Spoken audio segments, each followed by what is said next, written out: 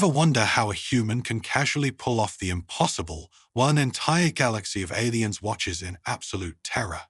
Well, get ready, because you're about to see what happens when a Deathworlder takes the stage and leaves everyone questioning what it means to be impossible.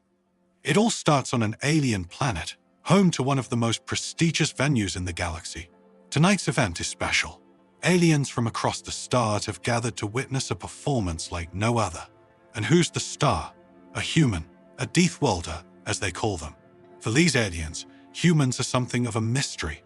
They've heard stories, some wild, some unbelievable, about what humans can do. But seeing it firsthand, that's a whole new level of excitement. Now, to be clear, humans aren't exactly common in this part of the galaxy. To most alien species, Earth is considered dangerous, to put it mildly. Earthquakes, floods, extreme weather, things that humans handle all the time. But to aliens, those things are terrifying. So when they heard that a human would perform feats they'd consider impossible, you can bet this place filled up fast.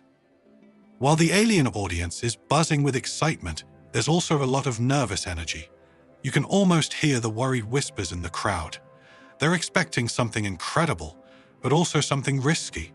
After all, how could anyone, even a Deathworlder, survive what they're about to see? Meanwhile, backstage, the human is just, well, relaxed. This isn't their first rodeo. For them, this performance is more like a regular day. They've seen worse back on Earth, after all. It's almost funny to them how seriously the aliens are taking all of this. But that's where the magic lies. The human is calm, while the entire alien audience is on the edge of their seats. The human arrives on the alien planet with a kind of relaxed confidence that stands out immediately. For aliens, this place is a big deal.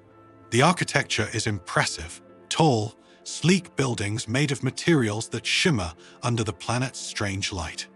Alien creatures of all shapes and sizes are rushing around, preparing for the event. Everything is precise, planned, and over the top. But to the human, it's just another stop on their journey. As they step off the ship, they're met by a group of alien organizers. These aliens, who've spent weeks preparing for this event, are extremely nervous. They're holding tablets and wearing advanced suits designed to handle whatever dangerous situation they think might come up. One of the organizers, who looks like a mix between an insect and a bird, steps forward, clearly sweating. "Are you ready for the performance?" the alien asks, voice shaky. The human just gives a casual nod, maybe even cracks a smile. "Yeah, I'm good," they reply. It's obvious to them that these aliens are way more worked up than they need to be, but they don't say it out loud. Instead, they just follow the group, walking casually while the aliens swarm around, checking safety measures, reviewing protocols, and making sure everything is in place. The human just watches it all with a kind of amused curiosity. They've seen this kind of over-preparation before.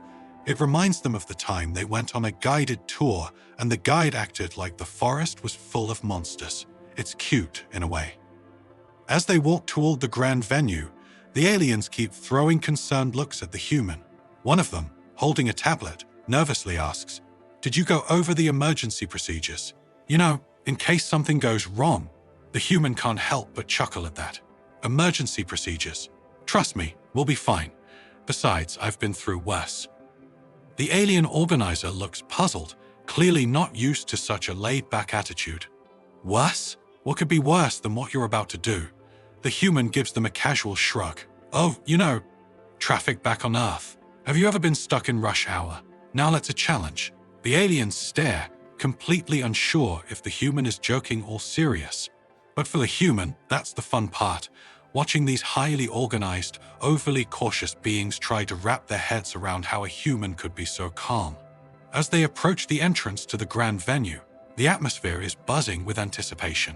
The human can feel the eyes of everyone on them, but it's not pressure, it's just another day. They give the alien organizers a nod, and with a slight grin, walk confidently inside, ready to show this alien audience exactly what it means to be human. Backstage, the atmosphere is pure chaos. Well, for the aliens anyway. They're darting back and forth, checking equipment, making last-minute adjustments, and double-checking safety protocols. To them, this performance is a matter of life and death. But to the human, it's just another day at the office. The human, sitting casually on a small bench, watches the frantic activity with an amused smirk. They're not in a rush, not panicked, just relaxed. One alien, who seems to be in charge of the backstage area, rushes up, holding a clipboard that's almost too big for their tiny hands. "We've triple-checked everything," the alien says, breathing heavily, "but are you sure you don't want extra protective gear? We've prepared some custom-made suits that should keep you safe just in case." The human holds up a hand, waving off the offer with a friendly grin. "Nah, I'm good. I've been through worse without any of that stuff." The alien, wide-eyed and confused, stammers, "Worse? What do you mean worse?" The human just shrugs casually. "You ever tried hiking up a mountain in the middle of a storm? With the wrong boots? Trust me, I'll be fine." As the alien staff continues to scramble around, one of them nearly trips over a bundle of cables while carrying what looks like a high-tech safety harness. Another is frantically typing away on a control panel, making sure the stage environment is stable. The human stands up, stretches a little, and grabs a water bottle from a nearby table. To them, this is all a bit much, but they're trying not to laugh. After all, these aliens are only doing what they think is necessary. It's cute how seriously they're taking everything. An alien assistant nervously approaches, holding what looks like a first aid kit, but with glowing alien symbols on it. "We'll have a medical team on standby just in case," they say, their voice shaking. The human, barely able to suppress a laugh, responds, "Just in case. Look, unless you've got coffee in that kit, I think I'll be all right." The alien assistant stares blankly, unsure if this is a joke or not. As the time for the performance draws closer, the backstage crew gets more and more frantic. But the human, they're still relaxed, leaning against the wall, watching the chaos unfold with a kind of calm amusement. This isn't their first rodeo, and it definitely won't be their last. One of the aliens, who looks particularly stressed out, walks up to the human with a tablet in hand. "Are you sure you're ready? We've simulated every possible scenario, and some of them, well, they don't end well," the alien says, clearly trying to hold it together. The human gives a laid-back smile. "I appreciate the concern. I've got this. Besides, this isn't the first time I've been in a situation where people thought I wouldn't make it." They take a sip of water and add, "The first time I used GPS in the middle of nowhere. Now that was a real danger." The alien just stares, clearly not understanding the reference, but nods anyway, too stressed to ask questions. The clock is ticking down, and the aliens are buzzing with nervous energy, but the human is as cool as ever. With a glance at their watch, the human says, "All right, let's get this show on the road." The alien crew, still in disbelief at how calm the human is, scrambles to get everything in place. The stage is ready, the audience is waiting, and the human, well, they're ready too. This is going to be fun. The lights dim, the alien audience falls silent, and all eyes are glued to the stage. There's an electric buzz of anticipation in the air. Everyone is waiting to see what this human will do. For the aliens, this is a life-or-death performance, something no other species in the galaxy would even attempt. The human, they casually stroll onto the stage, looking more like they're about to run errands than face impossible challenges. The announcer, an alien with an overly dramatic voice, introduces the first feat: surviving a simulated high-pressure environment that mimics the gravity of a gas giant. The crowd gasps. The pressure levels in that chamber would crush most species in seconds. The human glances at the massive high-tech contraption like it's a fancy vending machine.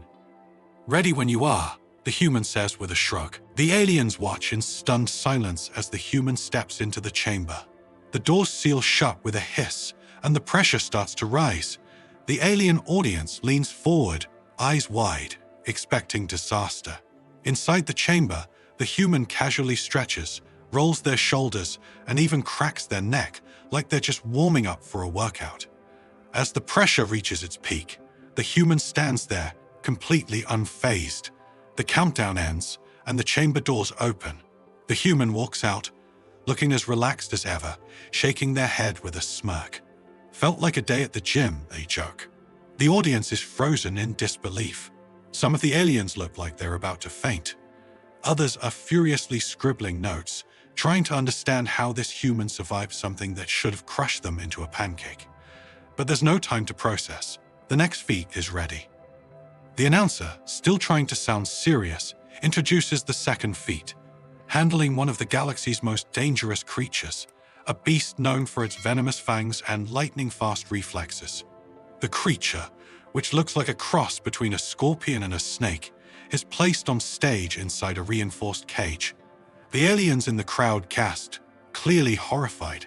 Some cover their eyes, others grip their seats in terror. The human approaches the cage, glancing at the creature with mild curiosity. "This is it?" they ask, raising an eyebrow. Without a second thought, the human opens the cage and reaches inside. The alien audience collectively gasps, and some even scream. But the human, they pick up the creature like it's a harmless pet, holding it out for the audience to see. The creature's venomous fangs glisten under the stage lights, but the human just pats it on the head. "You guys ever had to deal with a raccoon in your trash? Now that's scary." The audience is completely silent, stunned beyond belief. One alien in the front row looks like they're about to faint. The human places the creature back in its cage and closes it, dusting off their hands like they've just finished a casual chore. "Well, that was fun," they say, completely unfazed. But the show's not over. The final feat is introduced, and it's the most dangerous one yet, an extreme physical challenge involving a vertical rock wall made of an alien material that's known to be impossibly slippery. The announcer explains in a voice dripping with drama that no alien species has ever made it to the top. The human glances at the wall, rolls their eyes and says, "Looks like climbing a wet slide. Let's do this." The alien audience holds its breath as the human walks up to the wall. Without any safety gear, without any hesitation, the human grabs the first handhold and starts climbing. The wall is slick, slippery, and nearly impossible to grip, but the human moves upward with ease. Halfway through the climb, the human pauses, hanging from one arm, and waves to the crowd below. "How's the view from down there?" they shout with a grin. The audience is in shock, some of them visibly trembling. By the time the human reaches the top, the entire venue is filled with stunned silence. The human stands at the top of the wall, hands on their hips, looking down at the crowd with a smirk. "I've had tougher climbs at the gym," they say, before casually making their way back down. The moment the human touches the ground, the crowd erupts, not in cheers, but in a kind of shocked, confused awe. Some aliens are still in disbelief. Others are frantically talking to each other, trying to understand what they just witnessed. The human walks to the center of the stage, gives a quick, casual wave, and says, "Thanks, folks. I'll be here all week." As the human steps off the stage, the alien audience is left in stunned silence. For a long moment, nobody moves, nobody speaks. They're too busy processing what just happened. This human, this so-called Deathworlder, just performed feats that should have been impossible, feats that would have left most of them crushed, poisoned, or clinging for dear life. In the front row, an alien who looks like a cross between a jellyfish and a lizard is shaking uncontrollably. How did they survive that? The alien mutters to no one in particular, their eyes still wide with disbelief. Next to them, another alien, who has at least 6 eyes, is blinking all of them in rapid succession, trying to make sense of what they just witnessed. The murmurs begin to spread through the crowd like wildfire. Was that some kind of trick? One alien whispers, while another responds, No, there's no way.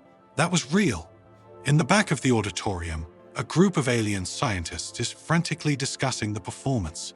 They're scrolling through data on their holographic tablets, trying to figure out how this human managed to survive the high-pressure chamber. Their anatomy, it must be different. But how? It defies every biological law we know. As the murmurs turn into full-blown conversations, the human is backstage, sipping water and barely breaking a sweat. They can hear the rising commotion from the audience, and it's almost funny to them. The aliens are acting like they just witnessed a miracle, but for humans, this was just a casual afternoon activity. Back in the auditorium, a few aliens are still sitting in stunned silence. One alien, whose skin changes color based on emotion, is glowing bright yellow, a color that signifies complete and utter shock. "I've seen many things in my lifetime," the alien says in a dazed voice, "but never anything like that." Some aliens are too overwhelmed to speak. A few in the back are fanning themselves, trying to recover from the sight of the human handling a deadly creature with such ease. "They just picked it up," one alien whispers, still unable to believe it. "And they didn't even flinch." In the corner, a couple of alien medics are on standby, fully expecting someone from the audience to faint from the sheer intensity of the performance. One of the medics looks nervously at the stage as if waiting for something terrible to happen, but nothing does. The human walks back on stage, cool and composed, giving the crowd a casual nod.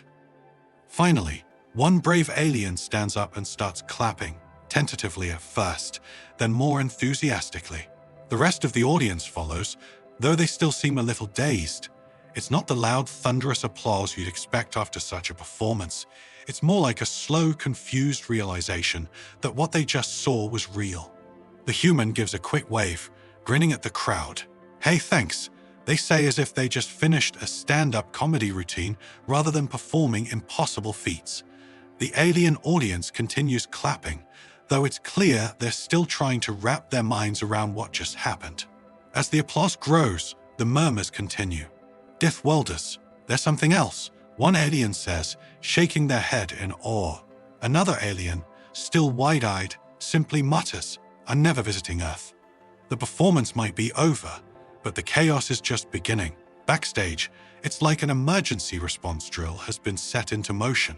Alien medics, scientists, and event staff are scrambling around in full panic mode, even though the human is sitting calmly on a folding chair, casually scrolling through their communications device as if nothing happened.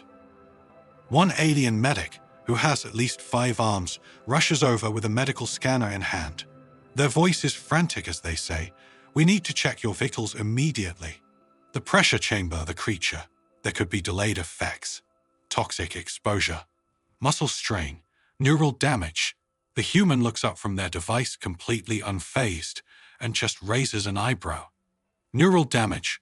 I don't even think my Wi-Fi password could cause that. Despite the human's calm demeanor, the medics are swarming around them, pressing all kinds of glowing instruments and devices against their bodies. The human sighs and says, "Seriously, guys, I'm fine. That was all pretty tame compared to my morning commute." The aliens pause for a second, exchanging confused glances. Clearly, they don't understand Earth's traffic. Meanwhile, a group of alien scientists is huddled together, going over the data from the performance. Their eyes are wide, and their hands or tentacles or claws, depending on the species, are flying across holographic displays. This doesn't make sense. One of them exclaims, furiously tapping at the data. How did they withstand that pressure? "We need to run more tests." Another scientist chimes in. "Forget the pressure. How did they handle that venomous creature like it was nothing? It should have paralyzed them on contact." The human watches the chaos with an amused smile, sipping from a bottle of water. "You guys sure know how to make a big deal out of nothing," they mutter to themselves, leaning back as the alien medics buzz around, still trying to find something, anything, wrong with them. Suddenly, one of the event organizers rushes over, clearly in a panic. "We had contingencies in place for every possible outcome, but we weren't prepared for this," they say, gesturing wildly at the human. "How are you still standing? Are you even human?" The human gives them a look, half amused and half bored. "Pretty sure I am. Last I checked anyway. You should see what my uncle can do. Now that guy's a mystery." The organizer stares, unsure if they're being mocked or if the human is serious. As the chaos continues, another alien rushes in, carrying what looks like a massive report filled with complicated graphs and charts. "We need to submit this to the Galactic Health Board. There's no way the human species should be able to perform feats like this without significant injury. It defies our understanding of biology." The human, still completely relaxed, waves them off. "You guys do what you need to do. Meanwhile, I think I earned a snack after all that excitement." The human stands up, stretching lazily, while the alien staff looks on in disbelief. One alien scientist, clutching a tablet full of data, says quietly, "This changes everything." With a quick nod, the human starts walking toward the exit, leaving behind a sea of panicked aliens who are still trying to make sense of the performance. They whisper and murmur to each other, wondering how on Earth, or anywhere in the galaxy, such a casual display of strength and resilience could be possible. Before they leave the backstage area, the human turns to one of the medics still holding a scanner. "Hey, next time, maybe try a stress test on the Wi-Fi. That's the real challenge." With that, they walk off, leaving the backstage in complete chaos. Aliens running around, data being analyzed, and questions hanging in the air. As the human casually strolls away from the backstage chaos, they can't help but smirk at the sight of aliens still running around like it's a crisis. To the human, it's all just another day. For the aliens, it's as if they've just witnessed something from a legend, a Deathworlder, doing the impossible without breaking a sweat. Outside the venue, the human takes a deep breath and looks around. The alien city sprawls before them, with its towering buildings and strange architecture. But to humans, it's just another planet. Another place that's a lot less dangerous than everyone seems to think. They don't get it, do they? The human mutters with a chuckle, shaking their head. As they walk toward their ship, the human's mind drifts to the performance. Sure, the aliens were impressed, terrified, even. But for the human, it was barely a warm-up. They've faced worse on Earth. Way worse. Flash floods, wildfires. That one time they tried to navigate a Black Friday sale at the mall. In comparison, handling a little high pressure and a poisonous creature. Easy. Before stepping aboard their ship, the human turns back for one last glance at the venue. It's still buzzing with activity. The aliens are undoubtedly still trying to make sense of what they just saw. The human smirks again, imagining the conversations they're having. "What's the big deal? Just another Tuesday for me," the human says to no one in particular. With a wave of their hand, the humans step onto the ship, the doors closing behind them with a soft hiss. The ship powers up, ready to take off, but not before the human makes one final, sarcastic remark to themselves. "I wonder what kind of real challenge I'll find next. Maybe something harder, like finding decent parking in space." And just like that, the ship lifts off, zooming into the sky and disappearing into the stars, leaving the aliens behind, still in awe, still trying to understand what just happened. But the human, they're already off to the next adventure, because nothing in this galaxy can surprise a Deathworlder. And just like that, our human leaves behind a galaxy of stunned aliens, still trying to figure out how any of this was possible. But to the human, it was just another day. If you enjoyed this little adventure, stick around. There's always more where that came from. After all, for a Deathworlder, the impossible is just part of the job.